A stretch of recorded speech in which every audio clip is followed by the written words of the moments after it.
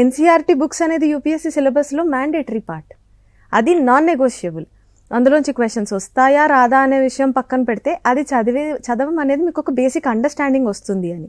ఎందుకంటే మనం వేరే వేరే స్ట్రీమ్స్ నుంచి వస్తామండి. మనకి చిన్నపిల్లలకి చెప్పినట్టు సబ్జెక్ట్స్ కాన్సెప్ట్స్ ఎక్స్ప్లెయిన్ చేయడానికి ఎన్సీఆర్టీ బుక్స్ ఉపయోగపడతాయి. అండ్ ఇంకొకటి కొన్ని సబ్జెక్ట్స్ ఉంటాయండి ఎన్సీఆర్టీస్లోంచే వస్తాయి questions. For example 11th and 12th 4 books ఉంటాయండి. మీరు ఆ 4 బుక్స్ చదవండి, ఒక్కసారి ప్రీవియస్ ఇయర్స్ క్వశ్చన్స్ ఓపెన్ చేయండి, ప్రిలిమ్స్లో కానీ మెయిన్స్లో కానీ. ఆ 4 బుక్స్ నుంచి దాటి వెళ్ళవండి జియోగ్రఫీ క్వశ్చన్స్. ఒక్కవేళ వెళ్తే 1-2 దాటుతాయి తప్ప, మిగతావన్నీ ఎన్సీఆర్టీ నుంచి వస్తాయి. అండ్ కావాలంటే మీరు ఒకసారి ట్రెండ్ అనాలిసిస్ చేస్తే ఎన్సీఆర్టీలో ఉన్న రిమోట్ అంటే బాక్సెస్లో ఇచ్చిన టాపిక్స్ మీద నుంచి చాలా ప్రిలిమ్స్ క్వశ్చన్స్ వస్తున్నాయి.